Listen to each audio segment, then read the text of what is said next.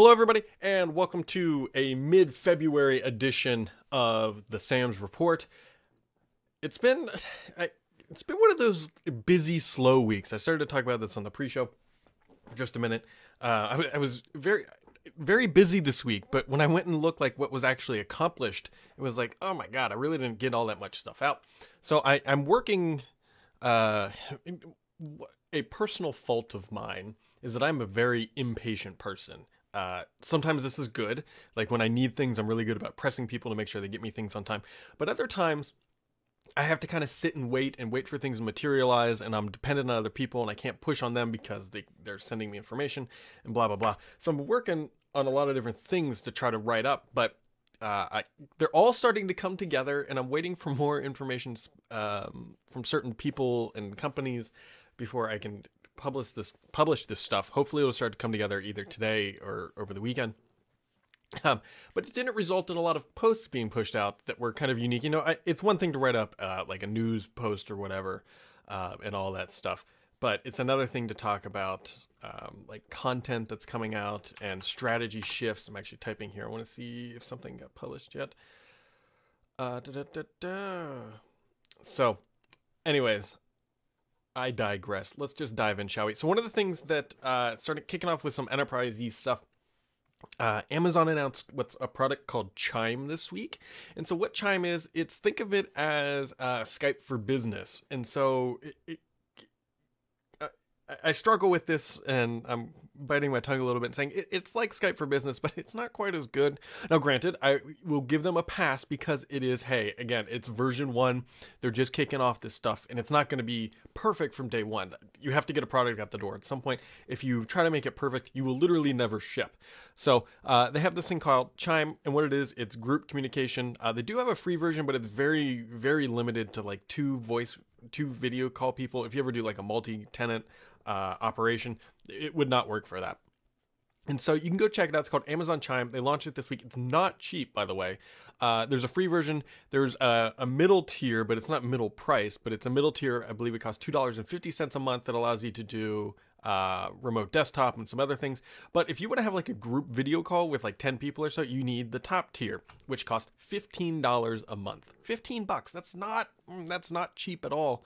And it goes up to 100 people. And that's $15 per user, by the way. That's per user. And so I'm not quite sure how Amazon was thinking about this. I can't imagine people are going to go crazy for this, because $15 a month to do something that, say, Skype for business does, or Cisco has a product like web conferencing and all that good stuff. Like, this isn't like Amazon is owning the space by any means. They are definitely a late incumbent. My honest thought here is that Amazon, which the bigger picture here is that Amazon, you know, they have a massive cloud. They have the largest cloud infrastructure, or at least revenue. They own about a third of the market. They're much bigger than Microsoft and Google. They're actually bigger than Microsoft and Google combined, at least for Q4 of last year. And so what I honestly think they're doing is I think they're going to build a software package, much like Office 365 or G Suite from Google. And this is the start of it. And the reason why they're doing $15 a month is that I would have to imagine that they're eventually going to add other products to it. They'll keep that $15 flat. I honestly think that it makes sense for them to buy a company like Dropbox, who has obviously Dropbox itself, but not only that, but they have a product called Paper, which is kind of it's not kind of, it is a word processor, a productivity suite. You know, it's the genesis of a productivity suite.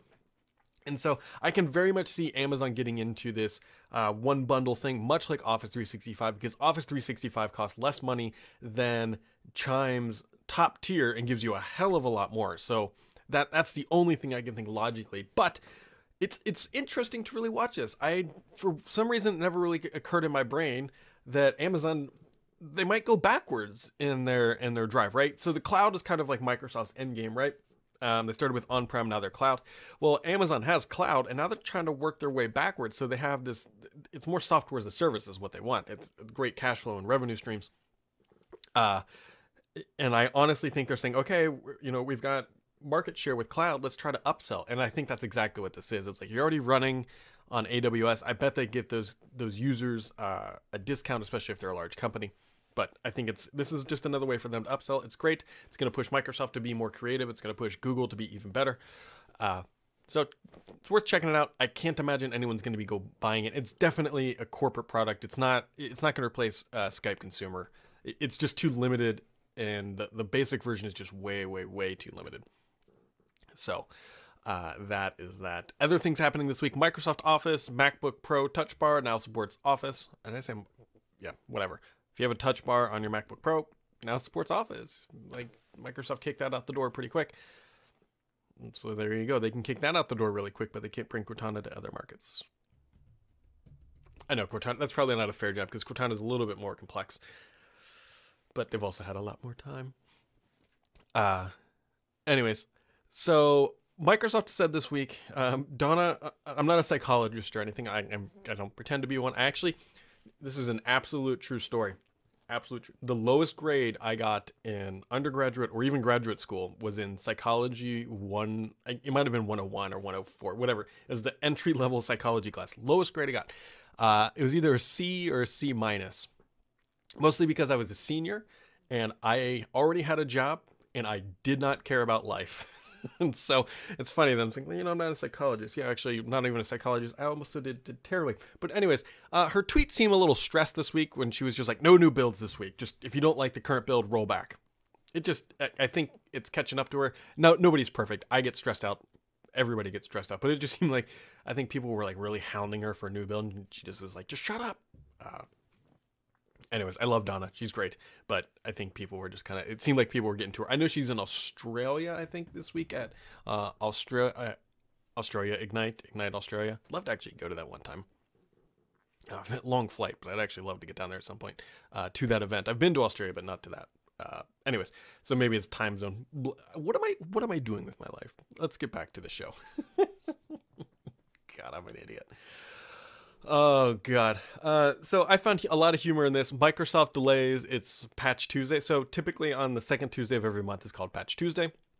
Microsoft typically releases Windows updates then, and your machine gets patched and all that good stuff. And so at the 11th hour, Microsoft said, nope, we're not actually going to push a build or push a patch. And so they said February's Patch Tuesday will come now in March. So you get this month off if you're an IT pro. But it's just kind of funny. So rumor on the street is that this was going to patch a 0-day exploit that is currently in the wild, but until we actually see what's going on, we don't really quite know.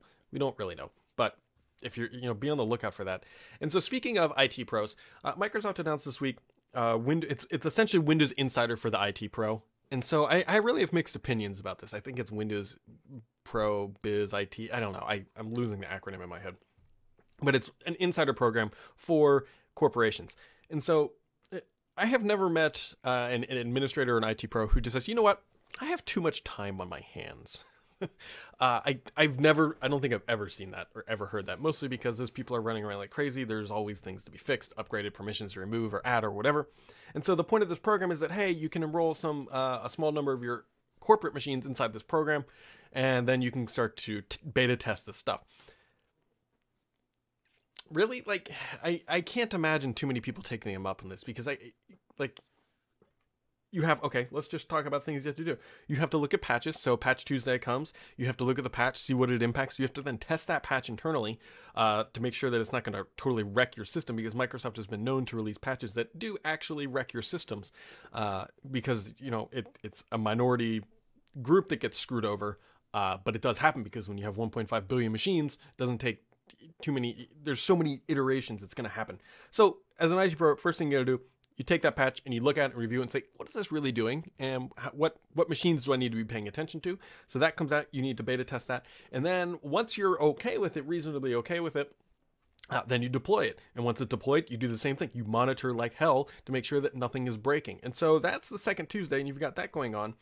And that's just one facet of this job, not provisioning new machines, not adding and removing new users, not updating firewalls and security measures, not maintaining servers. And so it's like, do these people really have time to invest in another beta test internally? That, I'll be completely honest, this seems pretty high risk, low reward from a corporate environment. It really does. Now, maybe if you have like a dev box that you're just screwing around on, maybe that's it. but one box in a company that has 50,000 computers isn't a representative sample and isn't going to tell you anything. So I guess I'm happy they're doing it. They are getting more data, which is what they want, but I don't know. It's interesting. If you're an IT pro, I'd actually love to know anybody's opinion on that, if they're actually going to try that. So, good news this week, especially if you're living in Ireland. I don't know if he's watching. I know he does it on occasion. His name is Aidan Finn. He actually writes for me over on Petri, or writes with us, whatever you want to call it, over on Petri. In Ireland, Microsoft is hiring 600 new staff. At least that's what the headlines say. Should probably dig into that a little bit more, make sure it's actually 600 new people or whatever. But it appears that most of them are in sales, so Microsoft is obviously ramping up sales effort out of a new office over in Ireland. But you know what? Job hire is always a good thing. We occasionally talk about layoffs, so it's always good to point out the highs along with the lows. Speaking of highs and lows, Build tickets went on sale this week, and if you're thinking, you know what, I might attend Build, well, you're screwed if you haven't already bought a ticket because they are sold out. We haven't actually gotten word on how quickly they sold out. But laughably, for I believe the third year in a row, maybe even the fourth, I can't remember that far back, the site crashed. So you would go click, you'd log in and say, okay, I'm going to do this. You click tick, and it would say too many connections. Now, granted, I'm going to throw caution out here before I completely lament Microsoft. I believe I was told, and I got to double check all the things, that this actually ticketing site isn't hosted by Microsoft. It's actually by a third party that runs this, and their site was total crap. And it's year-over-year issue, because it's not like Microsoft has telemetry that says, hey, how many people are actually going to try to ram our servers right when we hit go, because it's not like this happens every year. Just kidding, it does. Yeah, anyways. So that's kind of the backstory. Now, on the other side, it's completely embarrassing on Microsoft's aspect because they promote Azure as being this robust, globally dispersed infrastructure.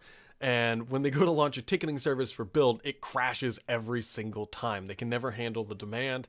And it's like, come on, guys. Like showcase your service. Even if you're using a third party, why don't you throw them a bone and get them set up correctly so that you don't have this thing? Set up a queue window. I've used other services when they'd say, you know what, 9 o'clock tickets go on sale, and you click the link, and it puts you into a virtual queue, and it says, hey, you're number 300 out of 10,000 or whatever in line. And then when your time comes up, you have 5 minutes or 10 minutes to buy a ticket, and then that closes, you kicked out of the queue, the next person. Like, come on, Microsoft. You guys are smarter than this. I don't know. It's a little frustrating. Halo Wars 2 came out. I've been streaming a bunch this week. You can find me on beam.pro/bdsams. I don't know how much I'm going to keep doing it. Probably frequently, actually. I really like the game. I used to play Command & Conquer Red Alert 2 quite a bit, and this kind of takes me back. You can read the review. It's on Thurrott.com. That's THURROTT.com. Just Google Thurrott.com Halo Wars 2 review. A couple of things. So you can, I'm not going to completely go too deep into it. So you can play it on the Xbox with one of these guys. This is an Xbox Elite controller with a chat adapter, but you can play it on a console. And it works. I will tell you that it works, but it's not great. You can also play it on your PC with a keyboard and mouse, and it's fantastic. RTS, which stands for real-time strategy, works wonderfully on a keyboard and mouse because you need extra buttons. It's not that it's a bad frame rate or bad visuals on the Xbox. It's just that you literally need more buttons. So you can jump around the map, you can assign. Perfect example. What you do is you build up armies and you go attack. So if you have a unit of troops that you want to assign a number to, you can hit Control 1. And then every time you hit 1, it will call up those troops. You can't do that on this because you don't have enough buttons to map troops to like that. So I don't know. It's a fun game. It's a Play Anywhere title, which I absolutely love. So if you buy it for the Xbox One, you also get it on the PC, and vice versa. If you buy it for the PC, you also get it on the Xbox One. It's great. So even better, if you play on the Xbox One, all your data syncs to the PC too. So it's really a good purchase if you like RTS games. If you like RTS games, it's not super overly complex if you've never tried them before. There is a learning curve, and it's not a first-person shooter where you just run on point and shoot. There is strategy involved, thus the S in RTS. But it's good. It's a good game. And I will play it, and it's fun. And I lose, and I get destroyed, and I think I have a sweet base, and every time I cannot... So there's 5 different levels. I've only played it against the computer. There's basic, easy, normal, heroic, legendary. I can beat it on normal, cannot do it on heroic yet. I just get owned. After 20 minutes, I've noticed this at almost a 21-minute marker every single time. The computer sends the biggest, baddest troops it has to attack your base. And if you're not ready, you get potatoed. So go check it out. I believe it's available for early access starting today.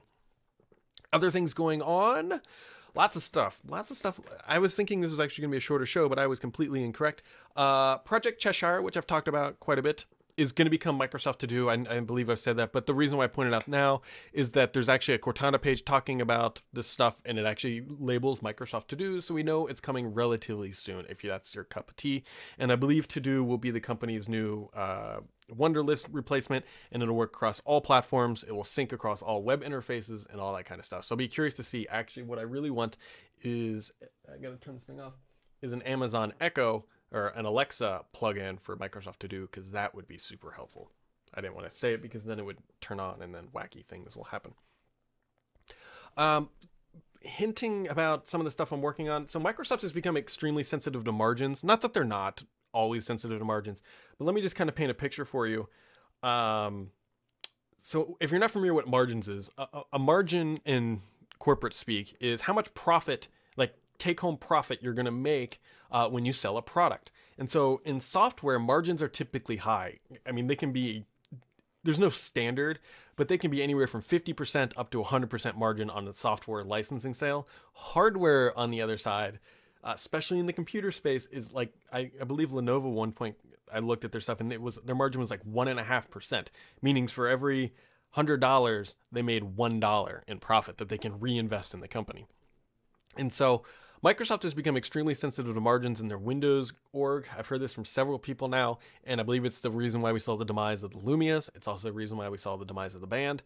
And it's also impacting now other products. I know of a couple that I'm not willing to mention yet that have been canceled because margins were not looking good for that particular SKU or product line.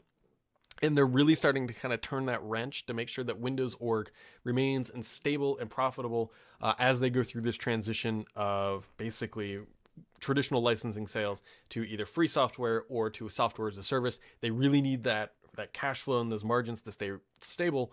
Otherwise, it's a big sign to investors. Let me explain. I have a big finance background for those who aren't aware. So if you're an investor looking at Microsoft, and let's just say the margin's 50%, just across the entire company, we're going to keep super high level here. Entire company, it's 50%. And a quarter comes out and the margins drop to 48%, but revenue remains stable. So if you had last quarter's 28 billion, this quarter's 28 billion, relative everything else is the same, but margins drop from 50 to 48%. What that means is that Microsoft is selling more products at a discount to maintain that same level of revenue, which really means that people are not as interested in their products because they now have to lower them to get a higher rate of revenue. So margins are very, very crucial to investors because they watch this as, you know, small fluctuations are material, but large fluctuations in margin indicate whether consumers or companies are buying more product at a certain price point, or if Microsoft is having to discount it to get more people in the door. And if they have to discount it, that's not a good thing, and that will drive a share price down. So Microsoft is becoming extremely careful about margins in their Windows org because it impacts all of their other stuff. And what I'm getting to here is if something is not super premium, ready to ship out the door, they're very, very cautious about it. Like things like Surface Studio is a perfect example. I'm sure that product has a high margin, despite we know that the costs are high. Surface Book is relatively in that same area because it's a premium product. I do not expect them to start selling low-end Surface devices anytime soon. Granted, if they do go low-end, it's not going to be the cheapest thing because they're going to be extremely cautious of those margins as the Windows org moves forward. So this is just something I'm working on. A good finance lesson for those who are not familiar with what margins are. So really working on that stuff. Anyways, other things that came out, Android and iOS own the smartphone market share. It's funny. Those two combined, based on the latest stats that came out, Android had like 82%, Apple had about 18%, but on the inverse, I bet Apple probably has about 82% of the revenue and Android has about 18%. But either way you look at it, Android and iOS own the smartphone market. Windows Phone is no longer a player. It's funny to see how the stuff Microsoft is no longer a player of any considerable strength in this segment from a hardware perspective, and neither is BlackBerry. BlackBerry used to own this stuff. Like I've had several BlackBerries. I'm sure some of the people on this call or this podcast have owned several BlackBerries, but now BlackBerry's gone. Like they don't have any market share. It's interesting, and what that really shows you is actually how volatile this market is, and why Apple has to be extremely cautious but resilient with its iPhone, because if that market collapses for Apple, their whole company will, not whole company will go under. It's not going to happen overnight. But if somebody comes and disrupts their massive sales, it's going to be a huge burden to them. So somebody shouted out in the chat room right before this, which is, I typically can't do it during the show, but they said, Brad, could you mention Cortana for iOS in the UK? Yes, he said iOS for the UK was promised to be a few weeks away before Christmas. Can you mention this? Maybe somebody from MS is watching and they forgot to release it. I don't actually know what's going on with Cortana in the UK. I just know that Microsoft looks at a North American-centric environment when it comes to Cortana and Bing and some of its other products. So there you go. We got a bunch of questions, I think, this week, so I want to dive into those. And so, I forgot about this one. So Tourniquet asks an extremely relevant question to some things that I'm working on. Not this first one. He says, everyone complains about everyone complains. Oh, no, this is the first question, so it is relevant to what I'm working on. He says, everyone complains about no features with RS2 for Windows 10 Mobile, but what's up with HoloLens? Will there be an RS2 release insider preview? Any new features on that? I am looking into this, so I have nothing to share at this time. But I will hopefully soon. And also, what happened to the 3D scanning app that Microsoft showed off? So back at the Surface Studio event, they showed off a thing where you could take your Windows phone, like this guy, and then you could scan an object and you get a nice 3D scan, and then you could print it. We haven't seen anything about that. We haven't seen anything about Groove Music Maker. I don't know what's going on with this stuff. I wish Microsoft would give us a bone, but these are apps, so they're kind of outside of the insider world, so they don't actually have to ship this stuff with these insider builds. I mean, they're just apps, so they could ship them at any time they want. So PC Guy 8088 asks, says they're going to be a beta version of Microsoft Authenticator for Windows 10 Mobile, like there is for iOS and Android. I honestly actually have no idea. So this is what I expect them to do is actually release an Authenticator app for Windows 10, which would make more sense, potentially, I guess, because it depends on how you're accessing this stuff. But I know I said this before, and some people just never believe me, but Windows 10 mobile stuff is pretty low on the priority for Microsoft. As I just shared, 82% is Android, 18% is iOS. iOS is generally regarded as the easiest development for, and so you see iOS stuff first, and then you see Android, and then it's going to be Windows 10 mobile. It might come at some point, but I don't know, and I don't have a good feeling about it, to be honest. So Merlin asks, he says, this is actually another interesting question, and I know one of the Edge guys listens to this, so I'll be curious to see if he follows up with anything. Edge extensions, what's the deal? I thought it would be easy to port Chrome extensions. Is nobody bothering, or did Microsoft ever bother overpromise and underdeliver? So one of the things I know about extensions currently right now is they're still locked down. If you want to be able to submit extensions, I believe you have to apply. Microsoft will then accept you, and then you can submit extensions. It's not just an open world yet, so this is limited in nature by Microsoft's own hand, and they haven't indicated when they're going to actually open that process up. Microsoft bot framework dead on arrival. This is all asked by Merlin. The only useful bot in Skype is if, no wonderless. So I have never, I gotta be careful how I say this. I've never found a bot that was useful. Any bots that I've ever found have always been it required more work to get something done than either just calling or just looking it up yourself or whatever. Now, I say that kind of biting my tongue because I can see how bots could eventually evolve into something that's really useful. But as of right now, I don't really know I don't know the status of the bot stuff, because there aren't any bots that you're like, oh yes, I used this bot and it was the greatest thing in my life. It's like even Cortana is really just a bot. I mean, same as Google Now and Siri, they're just bots. And so Microsoft has to figure out how to get smarter with this stuff. And I don't know if like right now, bots are primarily used by text-based input. And I don't necessarily know if that's the best way to use it. Like, I mean, this Alexa back here is really just a bot, and voice-based bots, that's kind of hard to say, are much more effective than text-based ones, because I can type a single query into Google and get what I need, as opposed to kind of screwing around with a bot that has to ask multiple questions. So anyways. Luke asks, he says, why is Microsoft Authenticator app interesting? I guess this is coming up. And as Bart pointed out in the chat room, he says the Authenticator beta for Windows 10 Mobile is already out. You can Bing it. So anyways, so there you go. That is out. Unfortunately, I don't use Windows 10 Mobile on a daily basis anymore. I just don't use it anymore. I've moved over to iOS. I also use Android frequently, but there you go. Anyway, so Luke asks, he says, why is Microsoft Authenticator only available for Windows 10 Mobile and not on the PC? So I was thinking about this actually as I was talking before, which is sometimes dangerous to do on a podcast. But what I was thinking is that, does it make sense to be on a desktop? Because I think it's going to depend, well, no, they do it on the phone, so that doesn't matter. What I was thinking is that, okay, if I steal somebody's laptop and I gain access to it, which maybe defeats the entire point, and I'm on a website and it says, okay, I have their password and I log it in because it's saved in LastPass or whatever. And then it pops up the authenticator on the desktop. Like, that's not really two-factor security. But thinking about that out loud now, what I really think, the two-factor only works is if your machine is not compromised. If somebody has stolen your machine, that scenario kind of breaks apart, not because they already have it. Granted, I know that some RSA tokens and all that good stuff. There are better two-factor systems out there where it's completely separated from any sort of computing device.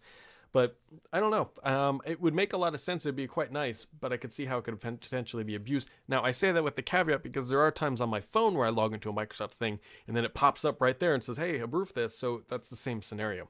I hope they bring it to it, but I don't know if they will. So Colonizer asks, he says, let's say Microsoft brings out a strong mobile competitor for business, i.e. Surface Pocket. Surface Pocket is an interesting name. I always kind of like the name Surface Mobile, or whatever. And IDC Gartner reports even niche success with like 2 to 3% in the vast pool. Do you think IDC or Gartner will justify like a separate category that will make it look healthier? So what he's saying is, if they come out with a niche product that's kind of a different for the enterprise, would they create a new category to make the Surface Pocket or Surface Mobile look better? I don't think so. You got to be careful with Gartner and all those guys, because if you go back to when Windows Phone was launched, they predicted that it would be, I think, the number 3 ecosystem with like 12% market share by like 2016. And obviously that did not materialize. So these guys aren't the greatest. They're very good at looking at historical, like saying, okay, here's today. They're not so great at predicting, obviously, because predicting is much harder.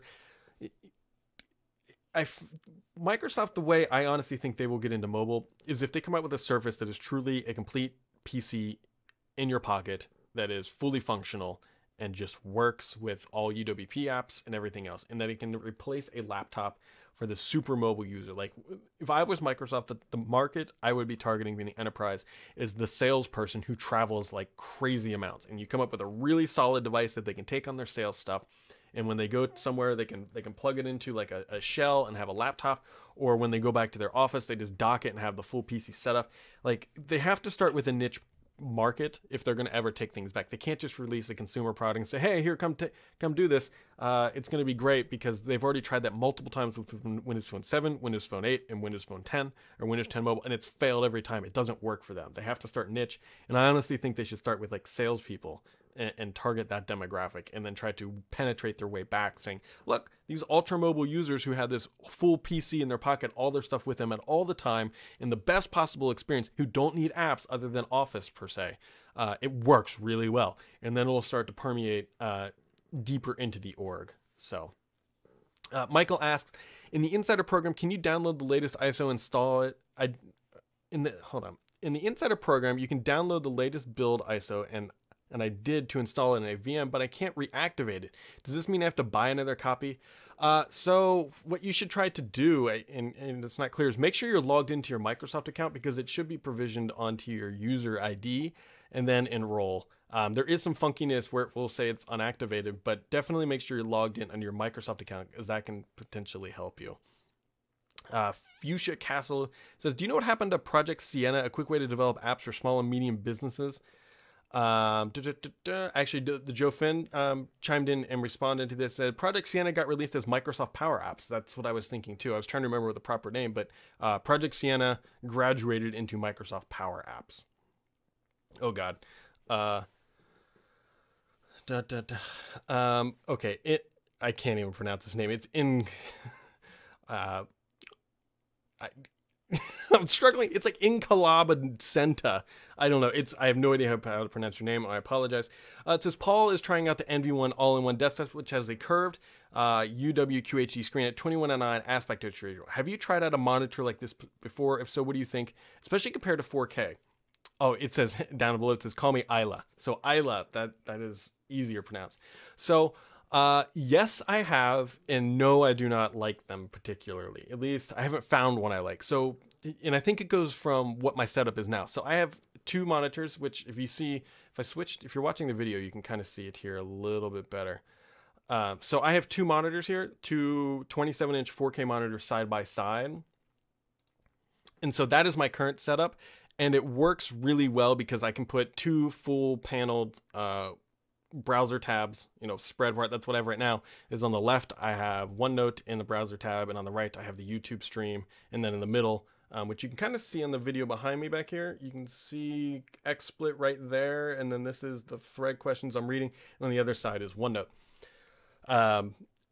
21:9 is a good monitor if you do not have room for two monitors. I still prefer two monitors, mostly because it requires me to physically look over it. Like over here on the other monitor, I have TweetDeck and I have Skype, which are good, important things that I need to have open, but they're not my primary focus.